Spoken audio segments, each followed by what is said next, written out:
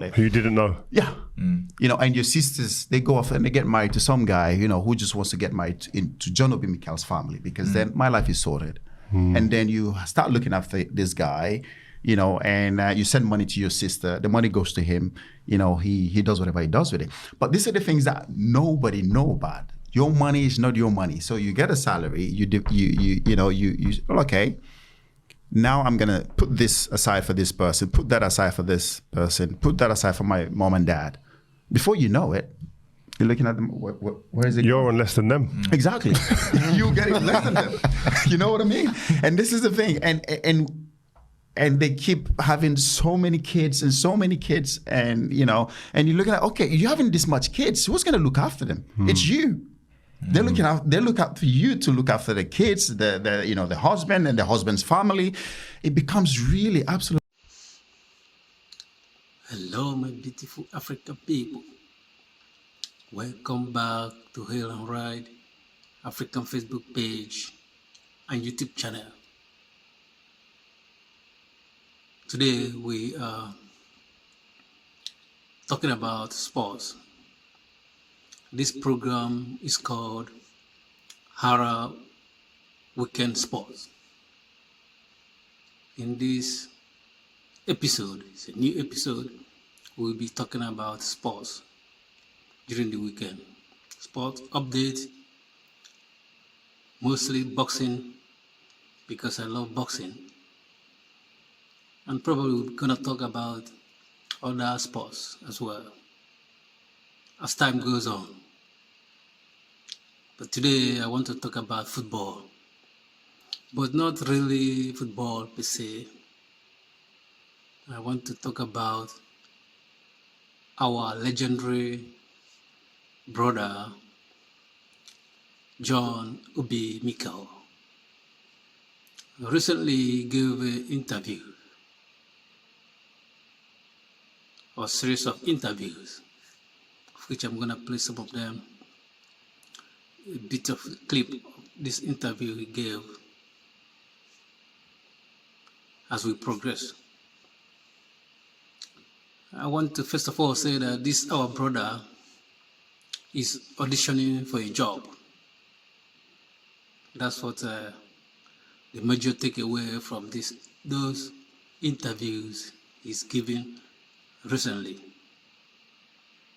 The money is no longer coming as it used to be when he was playing football, when he was active on the field.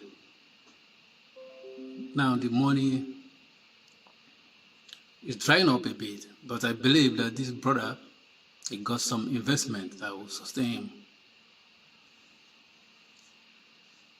But one point I want to make before we proceed is that anytime this brother open up his mouth to talk about Africa, is always a negative stuff coming out of his mouth. I don't know why, but he's not the only one that used to go in this direction. You know, most of the time when you listen to their interview or you watch their interviews, especially players from Africa, they don't give a positive view about Africa and their upbringing. But we know why they don't, that their upbringing might not be so good. But you know, the Western world, they like to listen to this kind of interview, you know, especially when you are talking about negative stuff about Africa. Because this is what they do, it's propaganda. They want to listen to anyone that paints Africa bad or in a negative picture, which does some of our people in sports do all the time, because even when they want to talk about their personal stories, it's all about how they struggle. And I don't take away their struggle, but you know, sometimes you need to mix it, you know, say some positive stuff as well. Let's come back to Mikel Obi. he talked a lot of stuff in those interviews. He mentioned, even implicated his family members, his in-laws. He said that people, when they see him, that he has gone far in sports, start making a lot of money.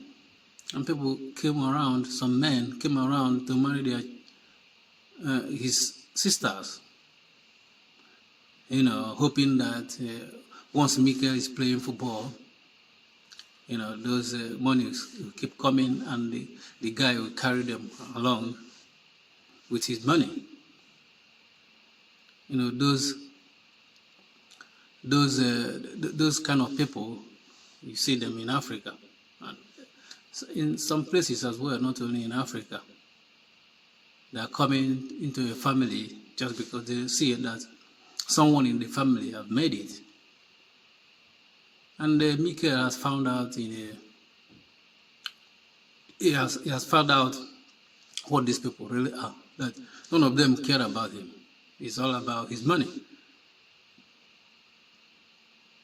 That's why they came to marry his sisters. Some of them, I believe.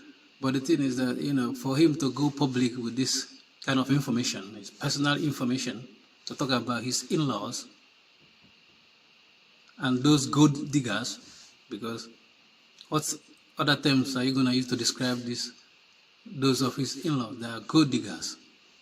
They want to stand on the finishing line to get the medal. Some men, they are not ashamed. They are not ashamed of themselves. They want to depend on other men to feed them or to take them to the next level, which is too bad. But he's talked about his in-laws, how some of them depended on him.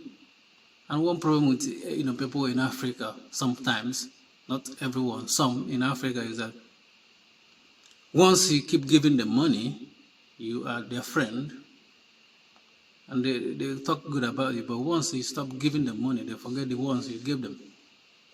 They forget everything you have done for them, and some of them even hate you because you're not giving them money anymore, which means they're only using you as a bank. Once the bank closes his account, you have no use for them anymore. And that's what Mikel found out in a hard way, because now he's not playing football anymore.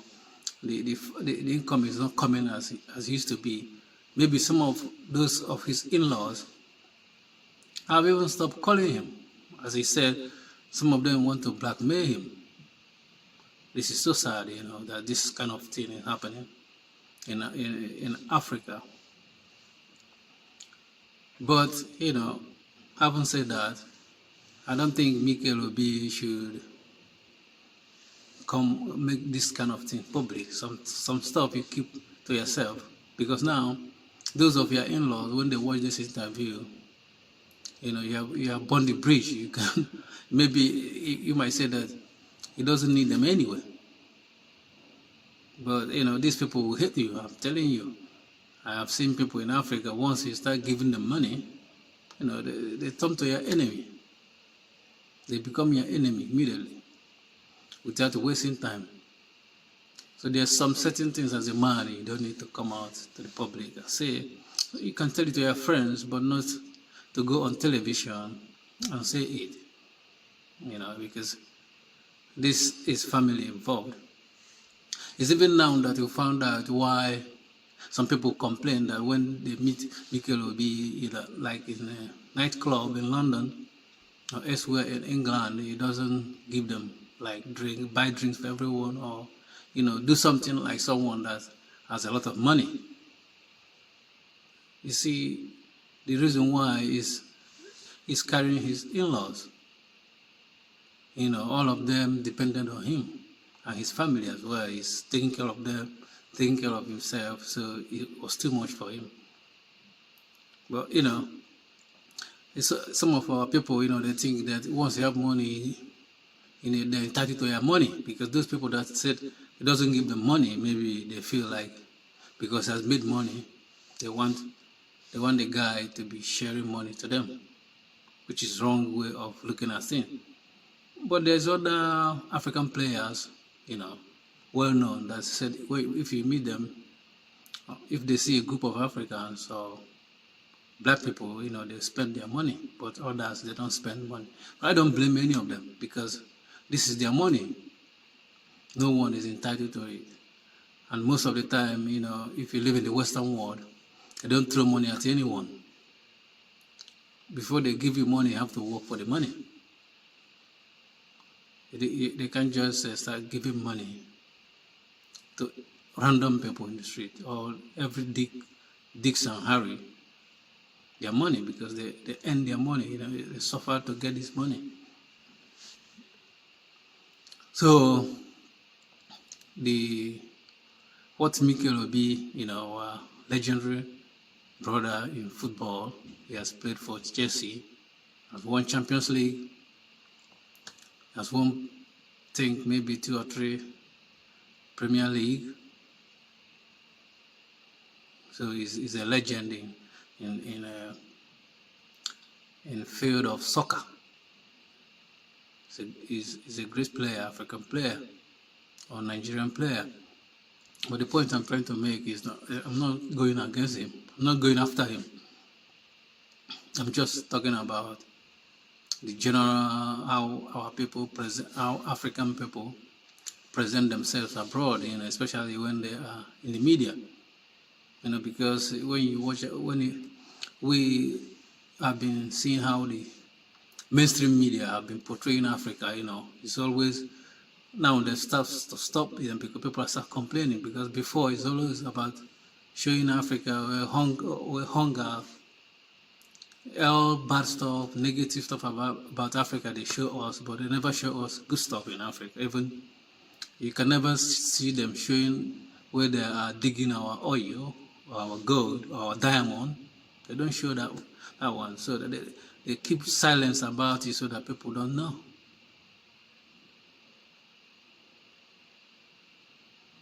So this is the sports update, the weekend Hara Sport update.